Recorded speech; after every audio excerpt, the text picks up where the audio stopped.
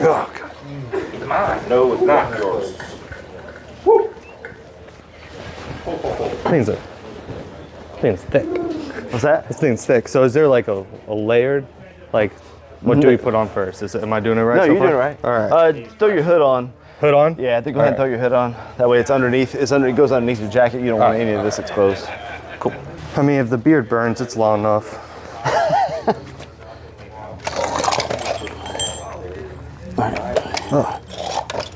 I feel like I'm back in my skiing days. So I cover over the nose? No, you can just take it and just peel it back. That way it's just resting right now. Got it. Because it'll go over the mask. I'm gonna fill your cylinder up. This is crazy. They're more than actually 40. There's a card. It's not like this. I didn't expect to do this, you know, when I signed up for the job. I don't know. But I was like, hey. Oh, it's right there. I wasn't gonna lie, I wasn't nervous yesterday, but today, when you're about to do it, I'm like, okay, this is something. There's it's completely controlled, so it's not gonna get out of its box. It will be hot. But there's gonna be. It's kind of a cool day though. So Yeah, it works, yeah. You know, It'll be hot inside. Like you're gonna feel a rush of fresh air when you get outside. But here for it. do that, and we'll just wait till they get ready, and All right, good stuff. we'll get going. All right. Yeah, amazing. Lift that up a little bit. There you go. So, if you could just tell me, like, the purpose of this training. Obviously, it's to enhance, like, skill, and we talked about this during the podcast. But like, what's the main purpose? It's just to simulate real life scenarios. Real life scenarios, Yeah. yeah. You want to work in real smoke. You want to work in you know the hot conditions. You know you want to build up acclimation to it. Yeah. Or become acclimated, and so yeah, you want your training to mimic the real world as much as possible. Yeah. So this is about as real as it gets. I know. As far as training. I know that I was talking yesterday that there's like, it's like newly like renovated in there. Yeah. What does that mean? So you did. So we added on 1, 2, 3, 4, 5 containers. Okay. Or yeah, 5 containers. Okay. So yeah, we just made an addition to what we already had. Yeah. So more areas to burn in and things like that. So Yeah, cool. More little rooms and subdivided rooms and stuff. We won't go too deep in there once they put the fires and everything out.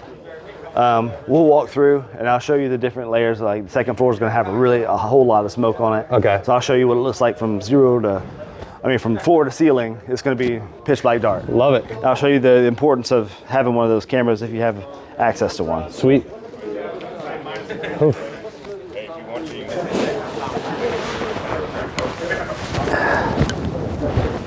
How hot can these withstand? About 500. About 500 degrees. So what happens if it's above 500? It'll start to char.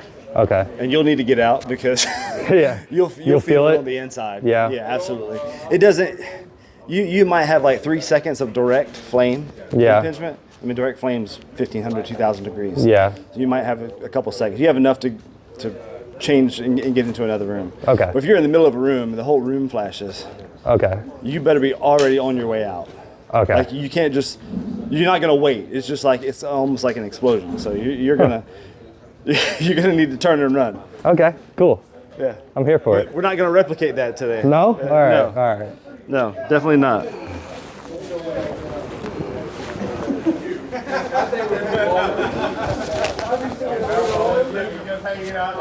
Hey, no, you good, man. You guys want to be in there when you light it? Yeah, we'll start. Yeah. Okay, cool. Yeah, That way, yeah. watch it. We'll watch Cool. it build up and Let's everything. do it. All right, Let's let's do go it. ahead and throw your pack on.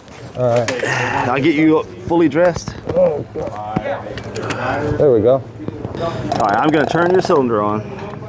Oh, we did a fitting yesterday. Let's see if I remember my training. You know? That's right.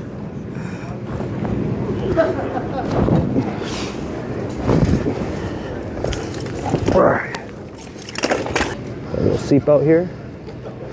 Yeah, we got a couple seat belts. Now I know why you guys need to like work out and stuff. Man, this stuff's heavy. Yeah. So let me loosen these. It'll be a little bit easier for I you. was gonna say, I was like, Yeah. I know. So, man, I didn't gain weight overnight, did I? well, I probably did. I had a burger last night, so some ice cream. All right, and just get that pretty snug. All right, cool. And then Feel confident with gloves, mask, and helmet, and let's go over here by the front.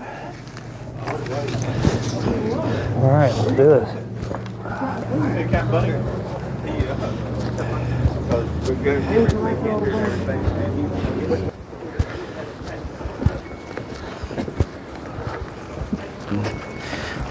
Now, if you want, I'm gonna go ahead and get you fully dressed, Let's do it. like your mask and everything. So just go ahead and put your mask on. All right. Just set it there. That ain't gonna hurt it, even if it falls. This hood? Put the hood. Nope, not yet. Put the Okay. mask on first. All right. Yeah. Got a lot of hair. Yeah, I know. And I'll make sure you're 100% covered, so that we can take our time. It's not like we're All right. in an emergency, a real emergency. All right, so now I just do this. All right, no, well, you gotta cinch them down. All right, that's And right. I don't want to pull too hard because you do have a beard, but pull it down snug enough.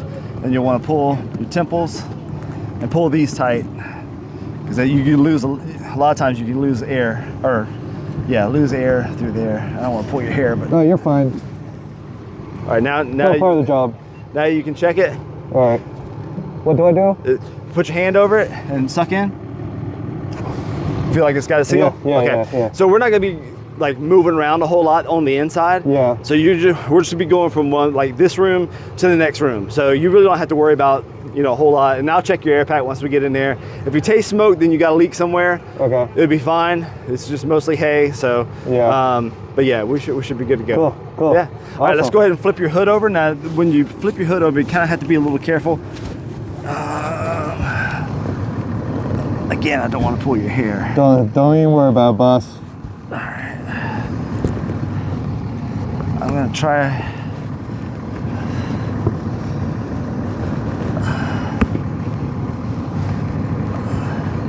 Let's try to tuck that as much. Lesson number one: get a haircut before you do this. Protect that beard right there. Okay. You will probably feel some heat right in here. Right here. Yeah. Okay. But it's okay. It's not. You're not gonna. Burn. Just not gonna burn. No. No. And if things. All right. So let's put your helmet on.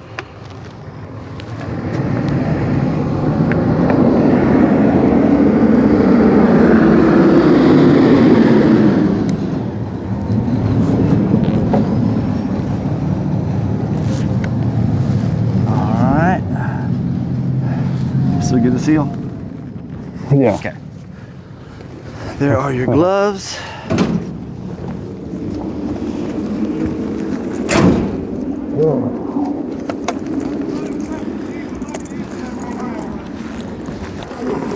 But you have to do this all, what, in 2 minutes? Less than that. Huh? Less than that. Jeez. I'll tell you, they do a whole day, That's so an impressive. entire day of just 2 minutes. getting dressed. This took me 30 minutes. That's crazy. That right there gains all my respect. You excited? Yeah, let's do it. I'm doing this for y'all. Trying to get some, just the public just to know a little bit more the inside about what you guys do. We appreciate it. If it's done right, it's good hard work, but There are bad days. Oh, I'm sure. I'll hook you in there on air, that way you don't bobble it. Okay, cool. hey. You guys want some cooking? So what's that device? It's a thermal imager. Oh, okay. $10 You can see the guy standing over there. Yeah. They're hot heads. Oh, check that out. Oh, okay. So when he lights this up, this is all going to turn red. Okay. Huh. Sweet. We're good. Yeah, we're good. You guys good? Yeah. Okay, let me get you on air first. All right. Yeah, it's a little sneaky in there. Okay. Oh, yep. It's weird doing it backwards. All right, now Breathe in. There you go. Oh. That's weird. A good technique is just to breathe in through your nose, kind of out through your mouth. kind of controls your breather a little bit. They're both going to do that.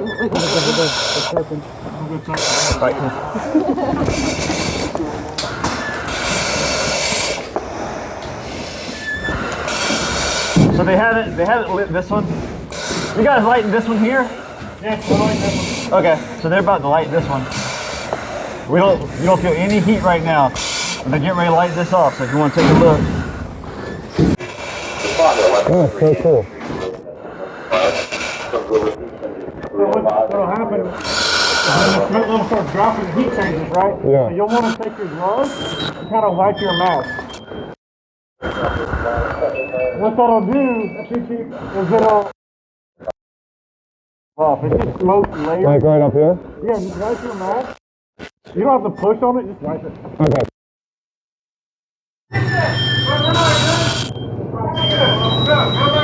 Come get the right there.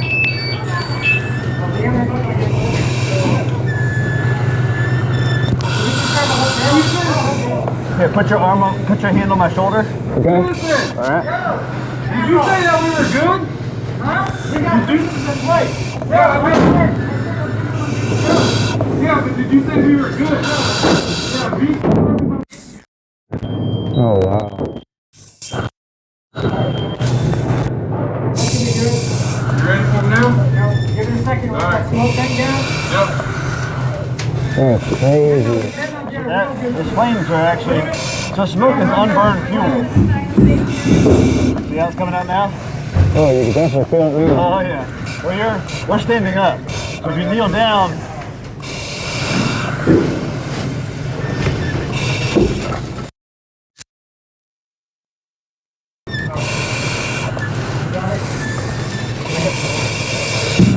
so it opens the door, cool air rushes in. See the smoke coming in? Yeah. That cool air is going right through that fire. To make it bigger, It right? gets bigger, yeah.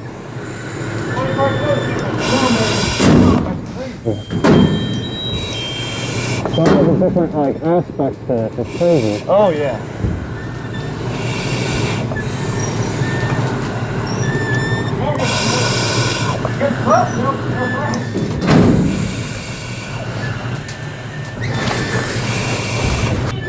Yeah.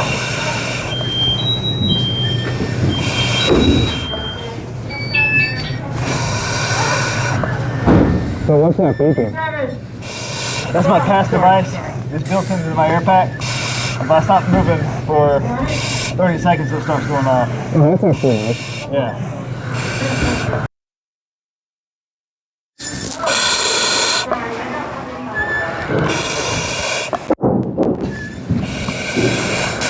There you go. There's a set there to the right. Kind of go to my right. There you go. There we go. And we're just going to get out of their way. Yeah, sounds good.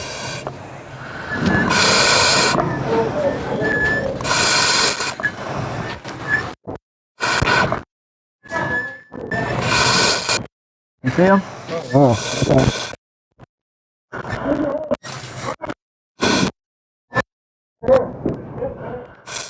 It's so dark in here. It's crazy.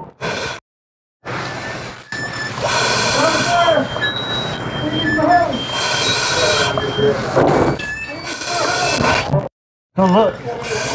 See where the fire is now? Yeah. That's where we were. Oh, See, it's going to cool off. See it?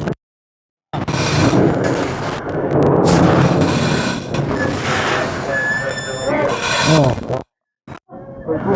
That is cool.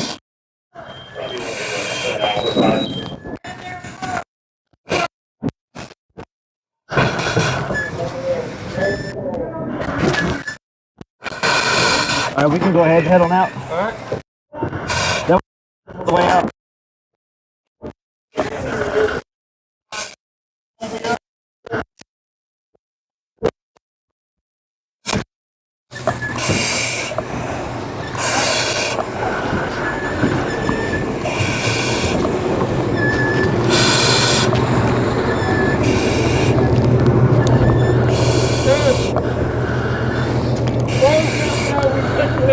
Oh, yeah.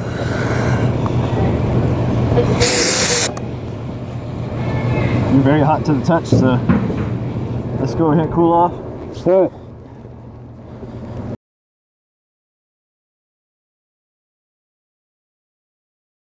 Well, hello, Chief. Hey, what's going on? I'm excited to get back and talk a little bit about, I guess, a reaction video to my day in the life with y'all the other day. But we just this is actually following the video that the community just watched of me going through that whole sequence of from getting dressed and going through the training facility with your firefighters. Right. And just to start off, it was an incredible experience because I was able to get firsthand look at how difficult the role is and how difficult it is just to even breathe.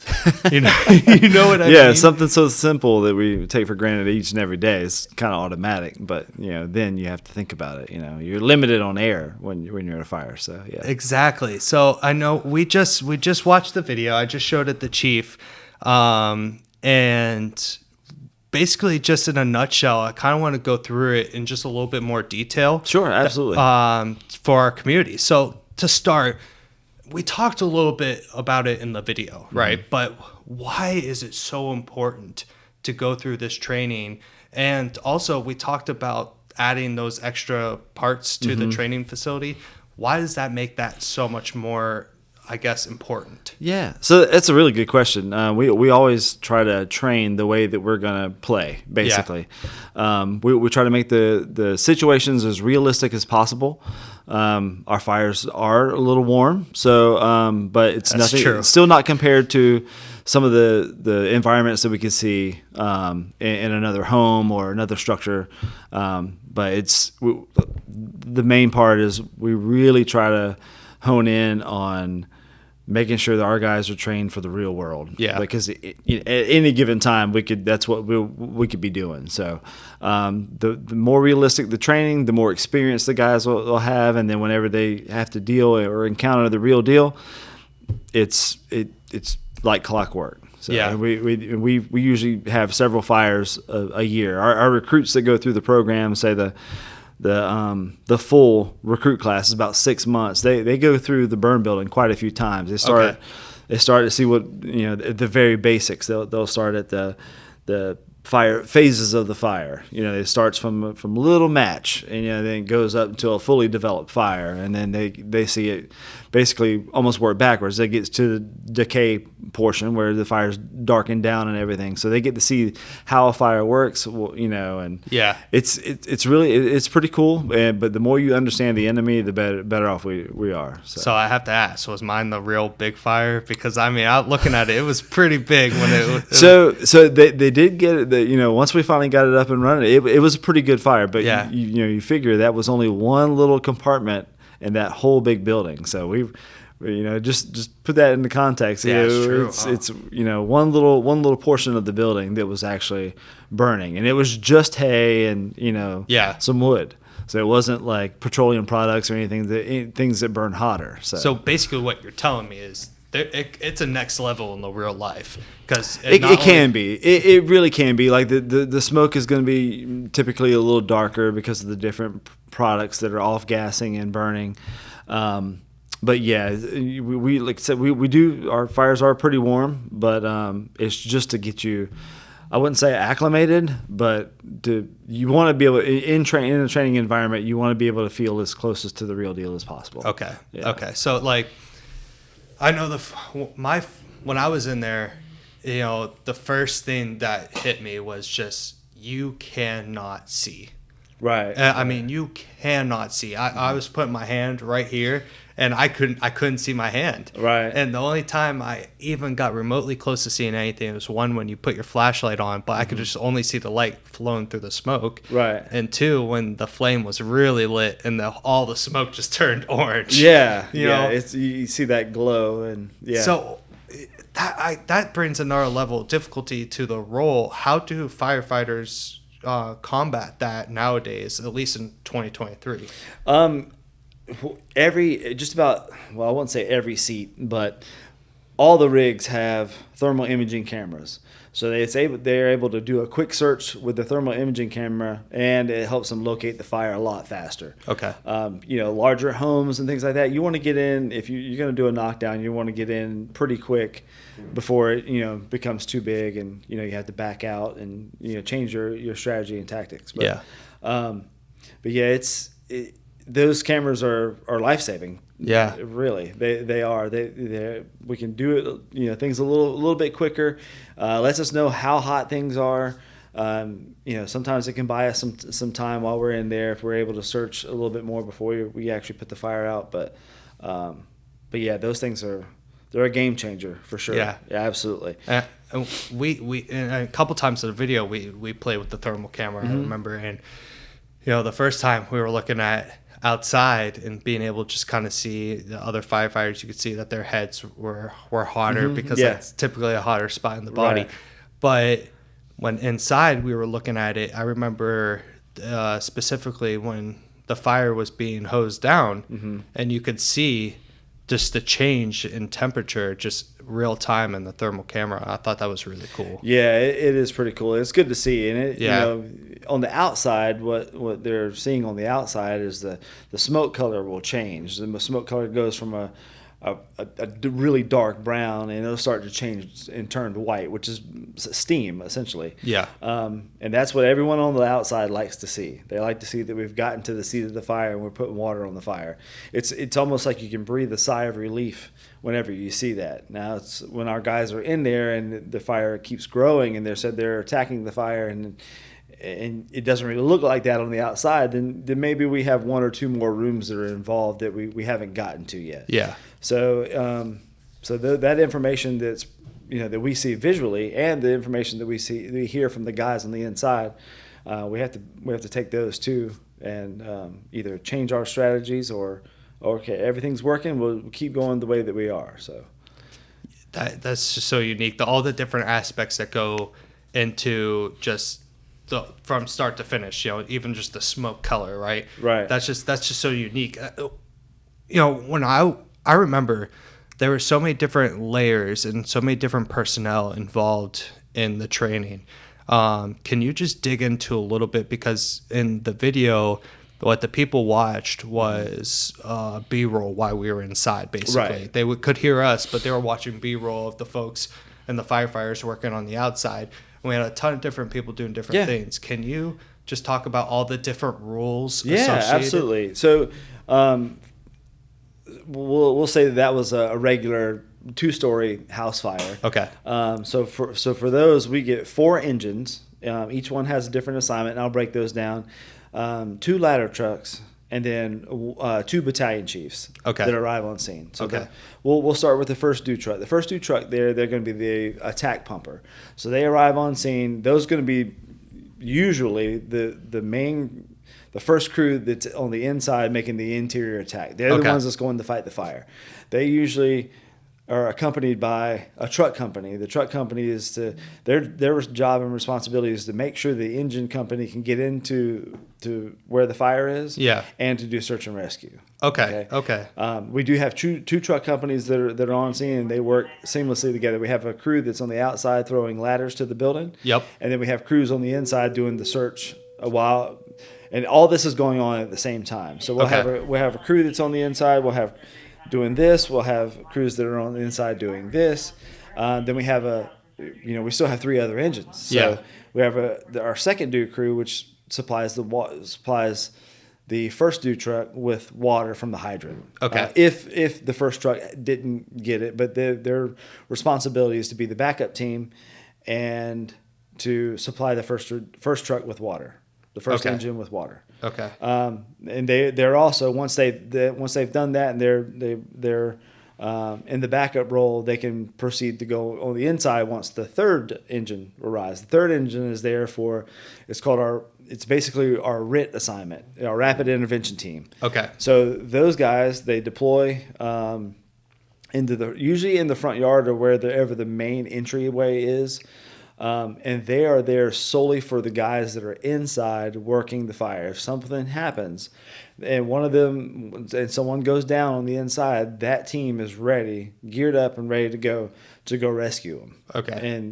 And then our fourth due engine comes in. They're kind of like the first backup. Okay. Yep. So they report to the opposite side of the building, which we call the Charlie. Usually, typically, it's the Charlie side of the building. Okay. Buildings are broken up A, B, C, and D, just depending on the sides.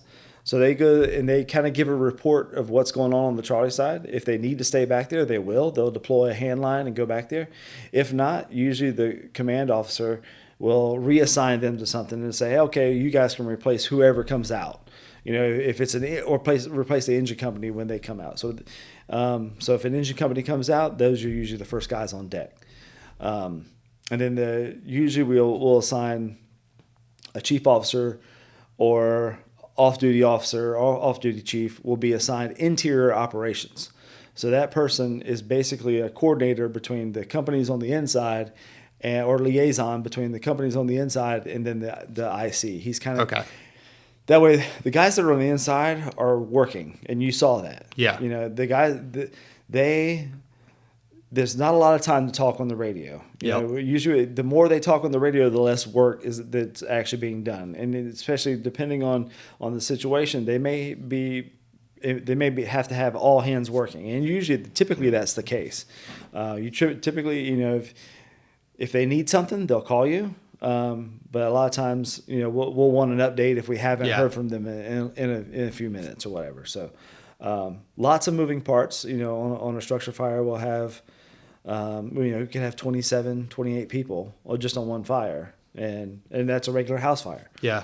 So, and everyone has a role. Everyone has a role before we even get there. That's just amazing. Yeah. And that all comes down to the training, right? Right. That's why that training is so important because everyone learns their role and is prepared for when things go in real life. And we have just like any sports team, a football team, we have a playbook, and we can adjust the playbook if we need to. Yeah. And depending on the area, you may have to adjust the assignment. You may think that you're going to be coming in your first due, but then another engine cut you off, or they came from a different direction and they were already on the road, and now you're second due. So the very last second, you're having to, call an audible. Yeah. And so now you may be thinking that this is what I'm going to do when I get there, but now as soon as we get there, we have to do something completely different.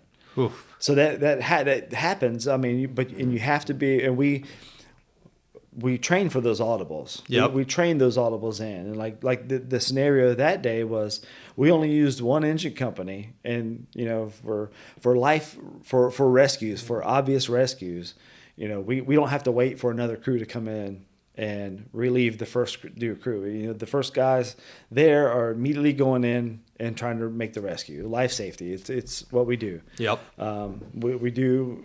And we know that we have to inherit risk with this job, and if we can save a life, we will. We're going to get in there and do it. So, and that it's admirable, and you could see the hard work that goes into all the training and how serious. The thing I took away is how serious everyone is and was during it. I know we had some laughter and there were some things, but it was a different scenario with me going in. Yeah. But everyone around, we were watching.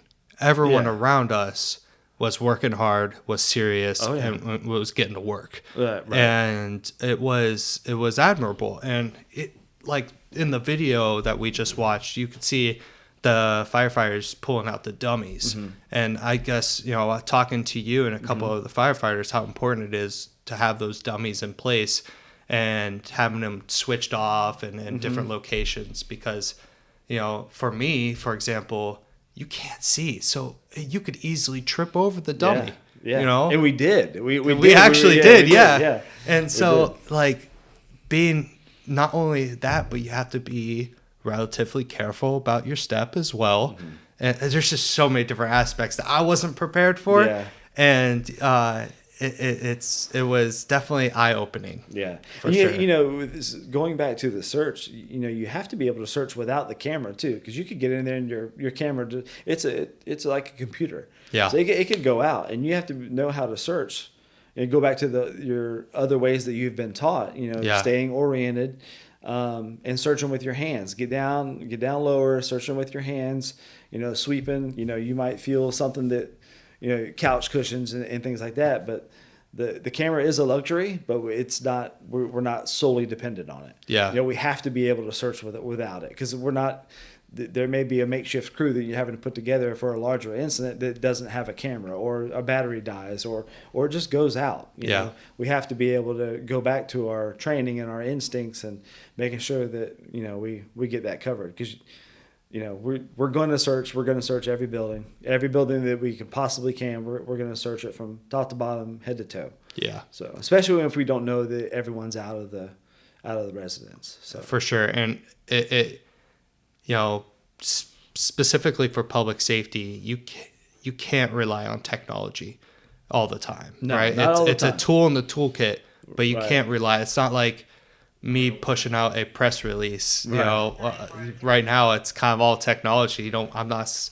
sending it via a mail anymore. You Yeah. know, so with y'all, you have to train on that aspect too, and the different scenarios that happen. And so you brought up, and you said that certain scenario we had, you know, a certain truck come in. So you guys switch up the scenarios as well. I know yeah, you all the switch time. up. Yeah. all the time. Yeah. You have to. Yeah. Because you guys can get complacent. You know, if you do the same scenario all the time, you know where the fire is going to be burned on this floor.